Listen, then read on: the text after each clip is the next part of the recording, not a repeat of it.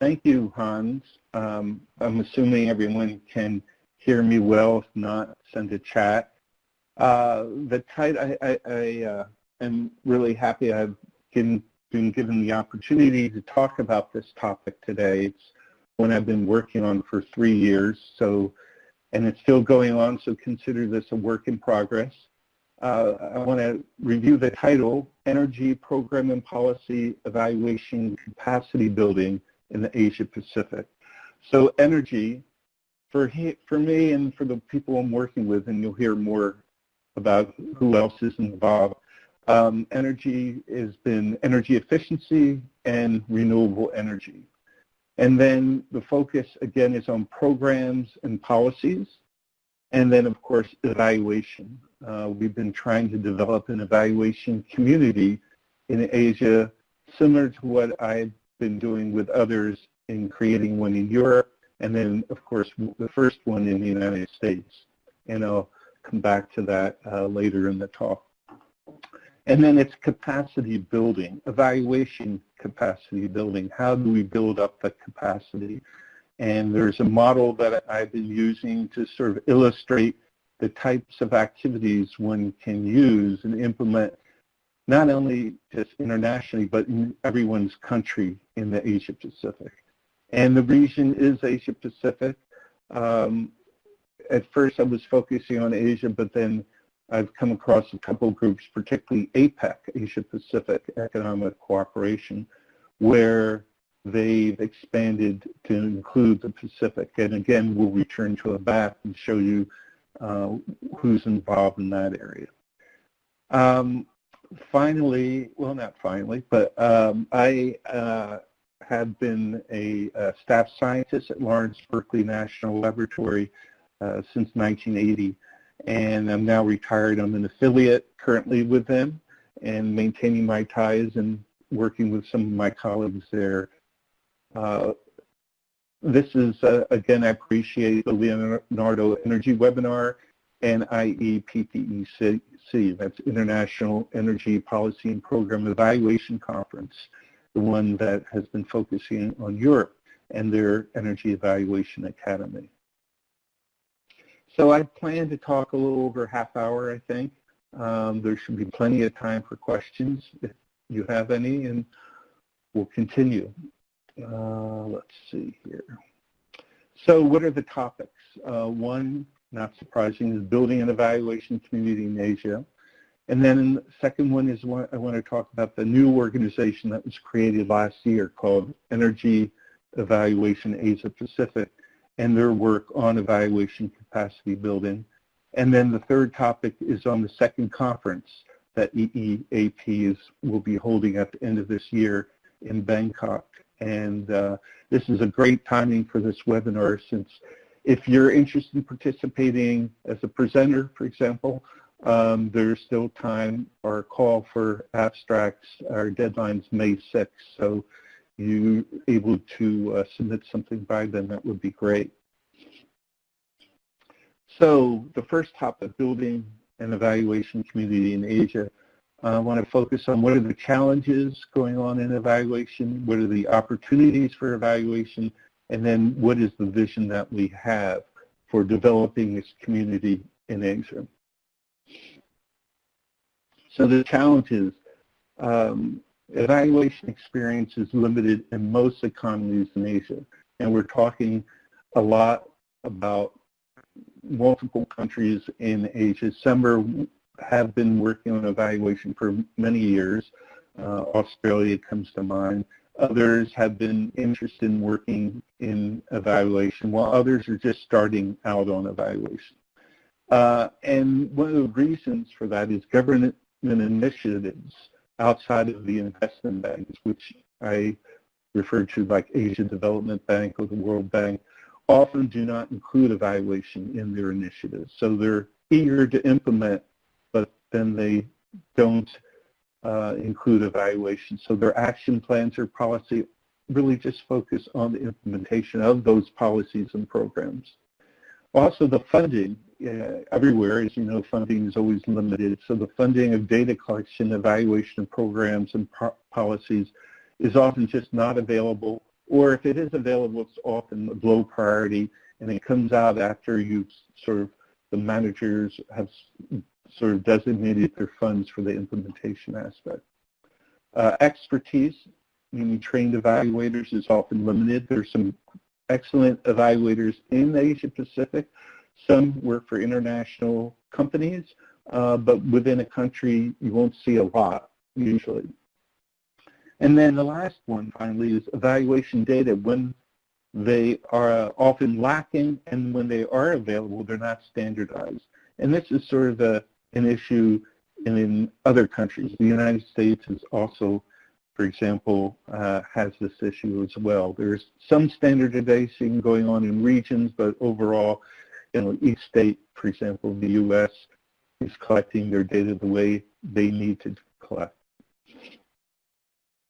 So there are lots of opportunities. I'm sure many of you on the phone are perhaps involved in some of that. I'm just going to focus a little on energy efficiency and renewable energy. The International Energy Agency has been doing a great job in promoting energy efficiency, tracking energy efficiency, doing lots of technical assistance in this topic. And they've looked at going from 2000 to 2015 or 16, and how much energy efficiency gains there have been since 2000. And as you can see, if you, by modeling actual emissions and then with efficiency and without efficiency, you can see that without efficiency, the emissions would have been significant, 12.5% higher, as I say. And over half of those emission savings are from IEA countries, and major emerging economies account for half of that as well. So lots of work going on in energy efficiency. I expect, unless something happens that I'm not aware of, we'll have more work going on in energy efficiency. Therefore, there's more opportunity for evaluation. On the renewable side, the International Renewable Energy Association tracks the status of renewables over the years, and you can see going from 200,000 to over 1 million megawatts of renewable power. And the slides indicate which renewables are going on. The solid blues, the hydro, of course, is solid base, but in particular, solar and wind has made great gains in the last 6-7 years. And I expect that to happen too. There are more people becoming interested in renewables and focusing their resources on developing more renewables, particularly in the solar and wind. There's more opportunity for that. And as you can see, this map is just for Asia.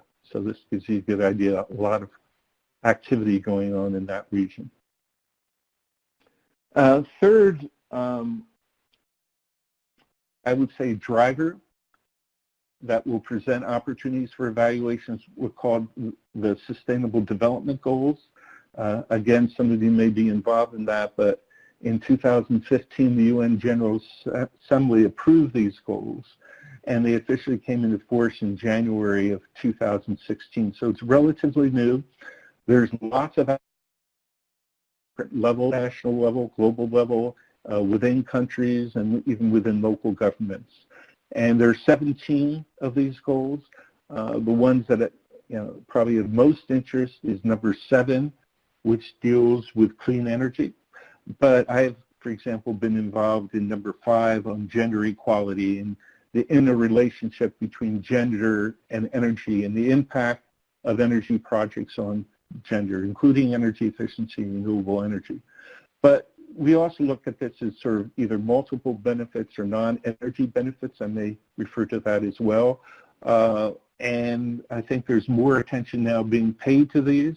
Of course, poverty, but number 3, health. There are, in the last few years, a number of very good studies looking at the health impacts in the energy sector by providing energy efficient, for example, wood stoves or solar PVs, alternative sources where you don't have to use carbon fuels.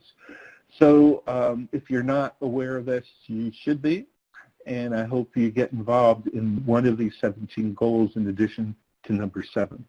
But again, more opportunities for evaluation, because evaluators, it's going to be a difficult and challenging task, and there have been talks, including myself, I gave a few years ago on this, on how do you evaluate this, but that's a different topic. So again, economies are in the process of developing and implementing new energy policies and programs. There are opportunities to introduce evaluation as part of the planning process for this, particularly in the beginning. There are opportunities to increase expertise in governments for both data gathering and evaluation capacity building. We can use this time to assess private sector energy investments toward the policy goals, increase the body of knowledge on the effects of energy policies and programs, and then improve energy policy and program design and implementation. And for me, that is probably one, if not the most important bullet. I put that at the end, but as an evaluator, it's always interesting to know what are the impacts, how much kilowatt hours saved or how many megawatts produced. But for me, the real essence of evaluation is what works, what doesn't, and how can we improve those programs and policies that could be better, or do we need new programs? So that's why I think evaluation will play an important role in Asia Pacific.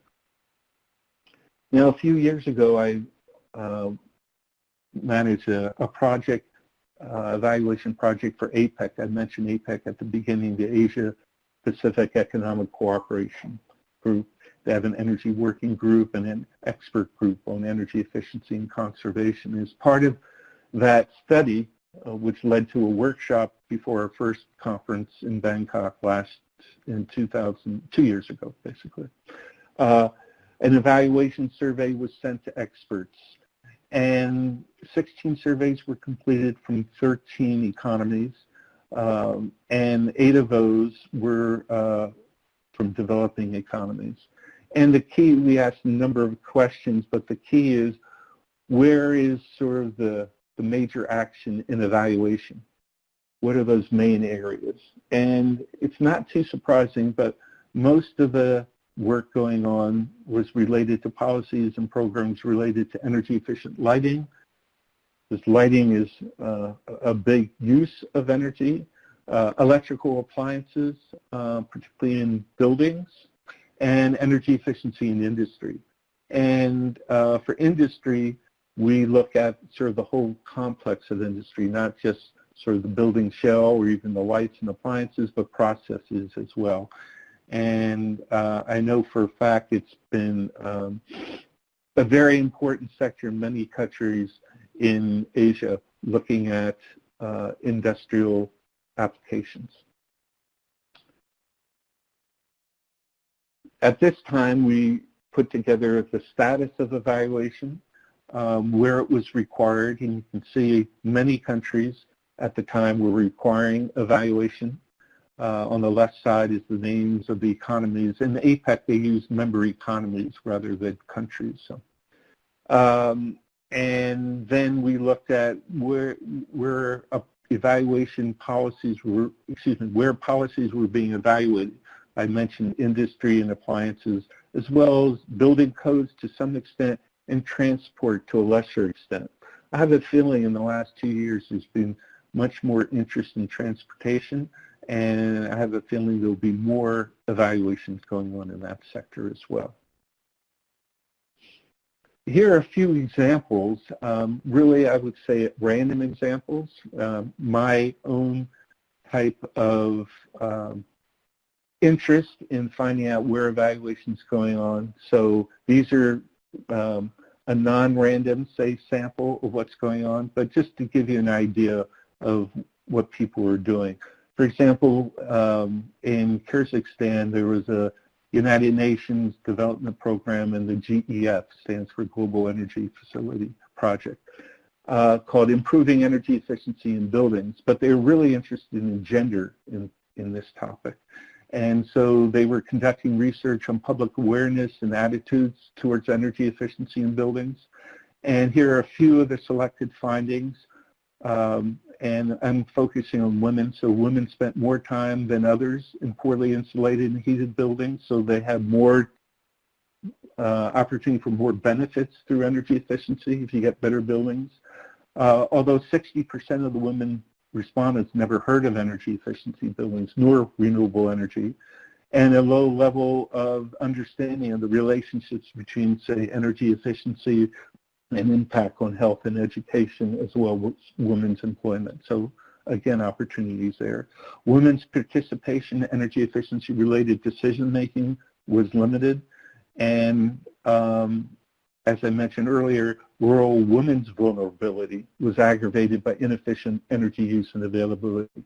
Think wood stoves, think efficient wood stoves, and then also where did the wood come from? So colleagues of mine at LBL and also at UC Berkeley have been involved in addressing that issue in particular. This study came out in 2014, so 5 years ago. It would be interesting to go back and see how things have changed or not. The Pacific Islands countries and territories, what people refer to as PICs, they've been working labels and standards.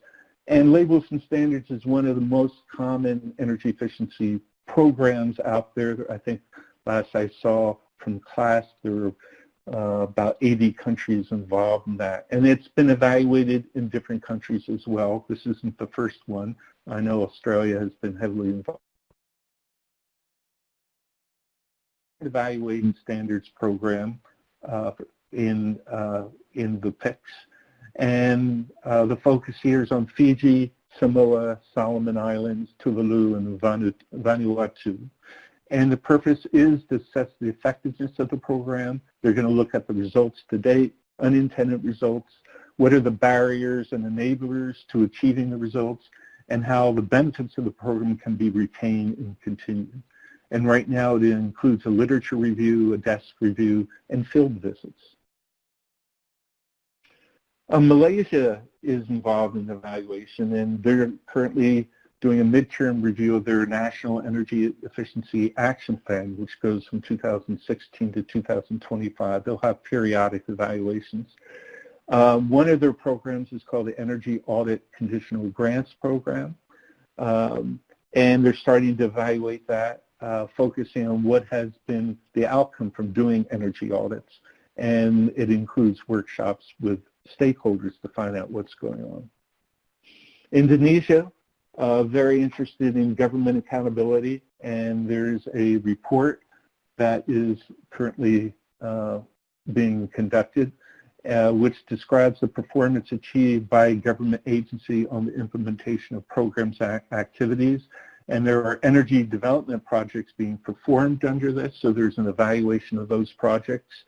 Right now, the focus is more on the budgetary issues, how much has been spent, where has it been spent, but they hope to focus on some of the program activities as well. So that will be an interesting evaluation going on in Indonesia. And then my last example is China. China's the big guy on the block, right? And they have a framework they're using for their energy efficiency policies. As probably many of you know, they are shifting more to market-based measures, but government is still playing a pivotal role. They are allocating, particularly on the industrial side, which is an important area for them, they're allocating mandatory targets, and there's annual examination of whether they're meeting that targets or not. And they're also providing incentives, not just giving orders. And so if you look at the figure here, they have legal approaches, financial approaches, and administrative approaches as part of the framework.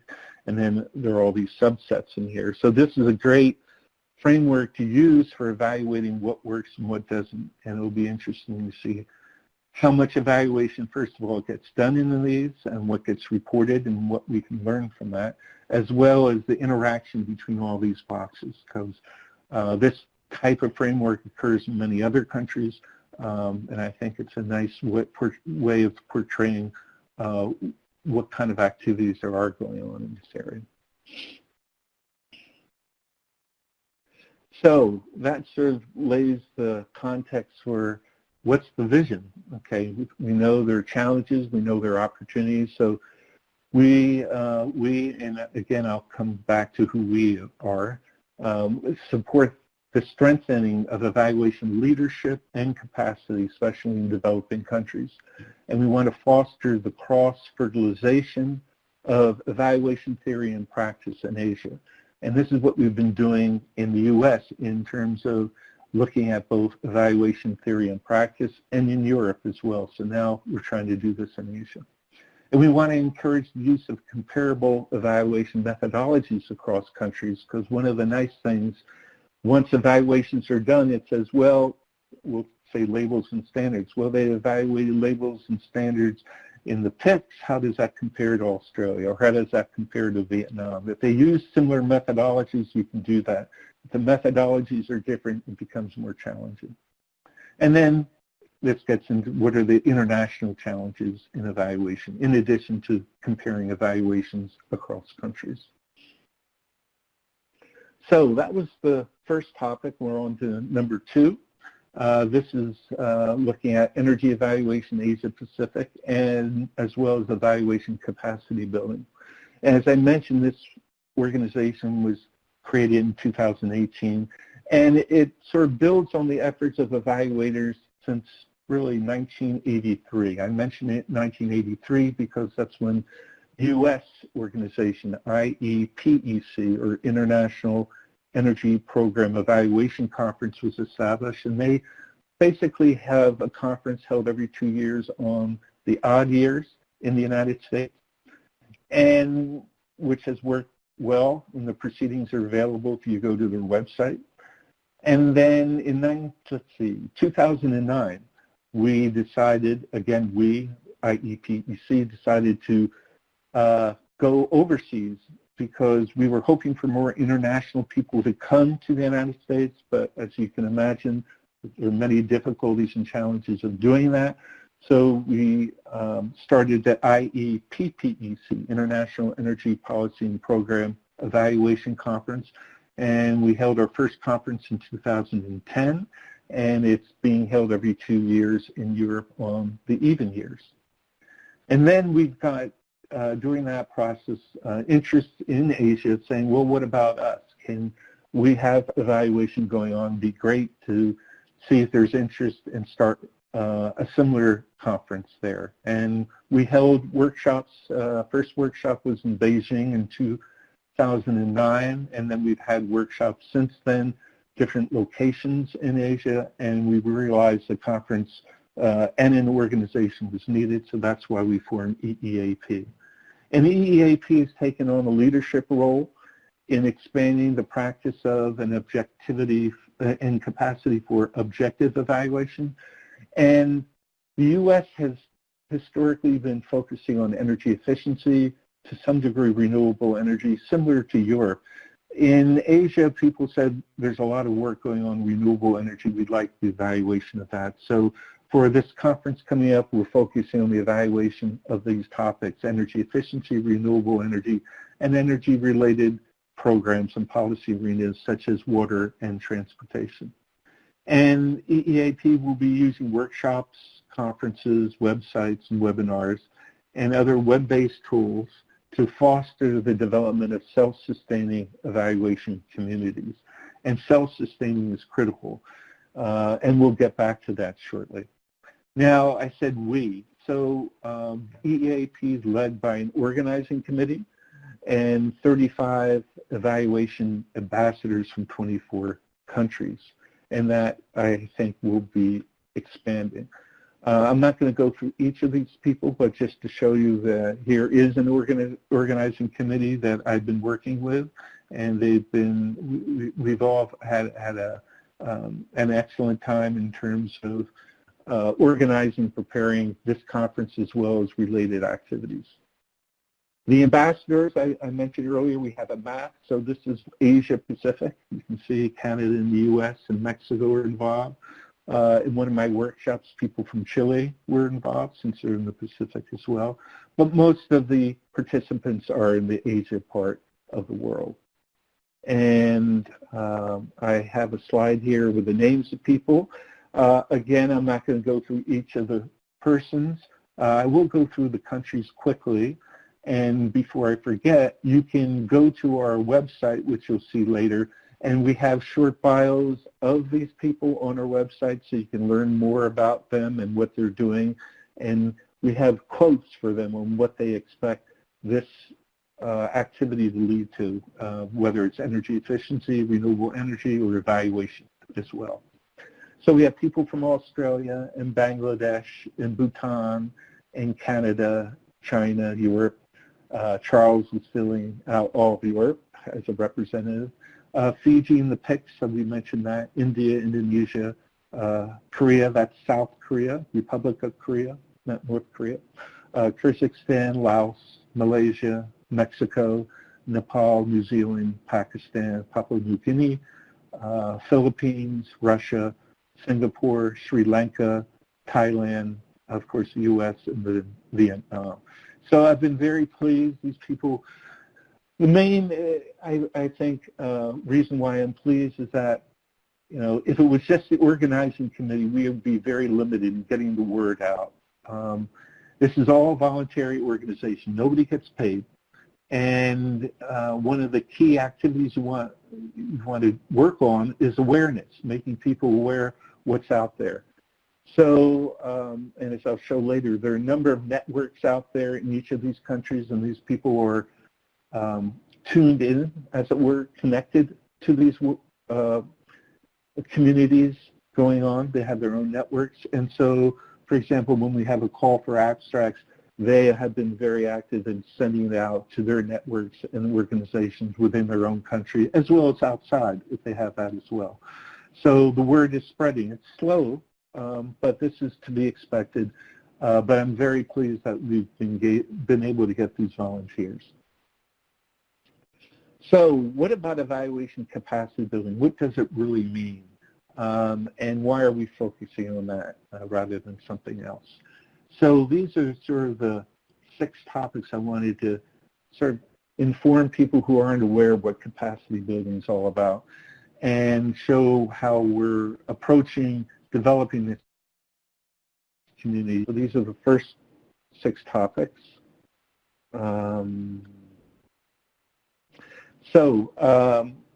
I use, you know, since it's a mouthful, I'm going to use ECB. So ECB involves the design and implementation of teaching and learning strategies to help individuals as well as groups and organizations learn about what constitutes effective, useful, and professional evaluation practice. And then the ultimate goal of ECB is sustainable evaluation practice, right? Because when I go away or not involved in some of the organizing committee and even some of the ambassadors, we're hoping others will take our place, and others within those countries will be keeping evaluation as a priority activity in their country.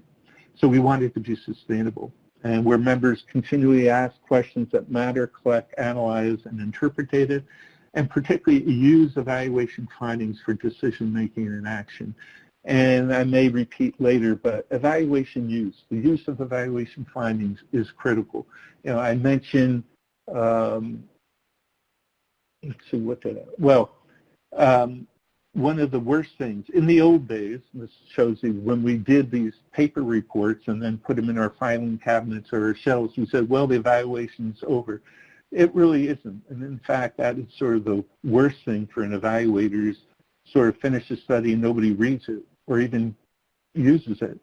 So the use of evaluation is critical, and we want to make sure people are aware of that and show the different techniques people can use for making that sort of approachable to policymakers. They may not read your 100-page report, but we hope they'll read, say, the executive summary, which may be 4 pages, or at a minimum of 1 page, which highlights the study, particularly both the methodology and the findings. So there are different techniques one can use, but we really want to make sure evaluation studies are used.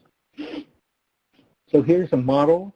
I'm not going to go into too much detail, but on the left side, my left side, there's certain capacity building strategies one can use. And you can think of them yourself in terms of meetings, trainings, technical assistance, coaching, internships, and so on. And this occurs within sort of understanding who your target audience is, because it could be a utility company, a government agency, it could be the head of the government agency or the program manager. You need to know what their motivations are about energy efficiency, their assumptions and expectations, both about energy efficiency but about evaluation. And then you tailor your strategies to that. So you build up this evaluation knowledge, skills, and attitudes of these people conducting evaluation. And then again, you want to make it sort of more widespread to a broader audience. So you want to transfer those learning experiences to the right circle so it becomes more sustainable. And what happens there? Well, you develop a strategic plan for evaluation or evaluation policies and procedures, frameworks, dedicate more money for that.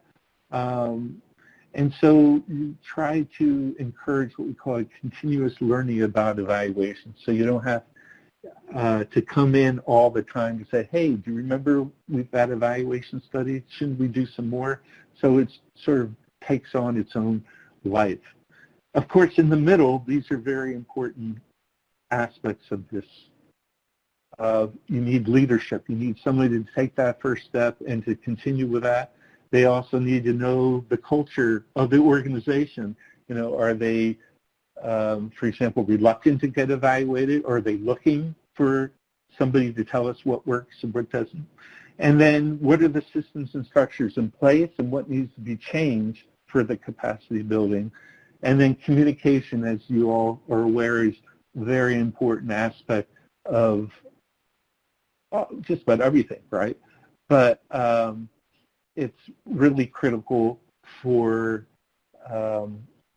diffusing what we know about evaluation so it gets into throughout the country of Laos or Vietnam, not just one agency or even one or two individuals. So that's sort of the overall context, and you can, what do you do with that? Well, you explore which of these capacity building strategies are most effective for achieving various individual and group level outcomes, which strategies are most effective for certain kinds of participants, and how can you design these different strategies to maximize their impact. And so there are a number of questions one asks. Whose capacities need to be developed at the national, local level? What types of capacities are needed? What are the baseline skills in evaluation with a focus on the evaluation of energy policies and programs? Do they need to be a statistician here, computer expert? Obviously, I'll tell you the answer here, you need a team of evaluators. One evaluator is not sufficient, can't do it all. Evaluation is challenging and rewarding, but often the best approach to doing an evaluation is a team aspect with different skills. And then that's where you select where are the skills most needed as part of the team. And then going back to my pet priority, how and when will stakeholders use evaluation? And actually the last one, why should policymakers use evaluation results in decision analysis, and are they using the results? And then how and when should they use it? And then what types of data routinely collected at the local and national levels currently? That is always an important question because you go back to money and budgets. Well, we don't have the money to do evaluation. Well, if you're able to strategize and build your data collection on data that's already been collected, you can add a few data fields to that. It can be very cost-effective, as the word is. So that's important. So there are different indicators we're going to be tracking. Both evaluation capacity in green there and evaluation practice. The indicators are what kind of access is there to information about evaluation? What are the collective learning opportunities? How are people learning about evaluation?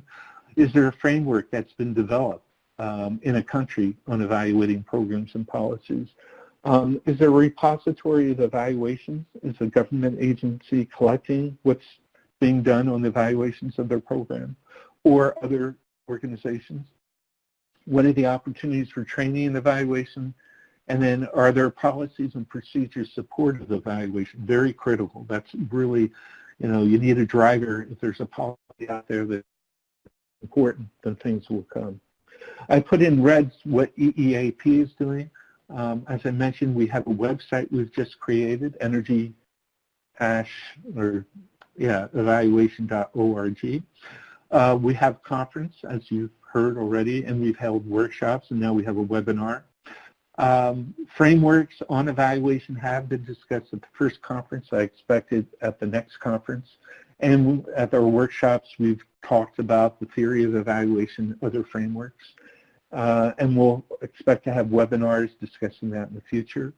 One idea is EEAP's website might be able to be a repository of evaluations. We haven't done that yet, but that was one as part of the vision. And then opportunities for training do occur at conferences, at the actual conference itself. And in the U.S. and in Europe, we've had training days, say the day before the conference, where people come to get trained. And we've had workshops on training and webinars. The IEA in particular has been training, conducting training on energy efficiency, for example, and evaluation is one important track in that, and they've been doing that in Asia as well.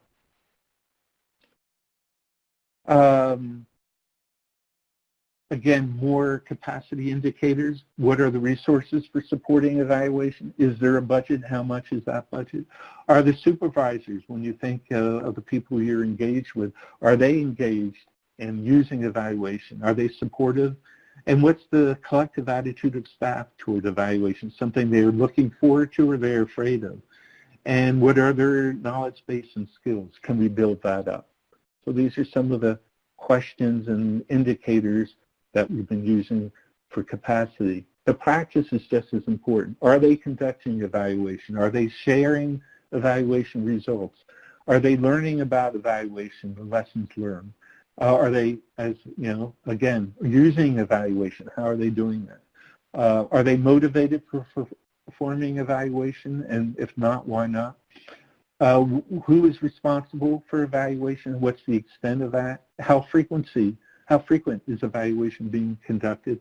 And the embeddedness of evaluation is now part of the institution. So you really, there's an evaluation department or evaluation staff. That would be sort of two good indicators of the embeddedness of evaluation.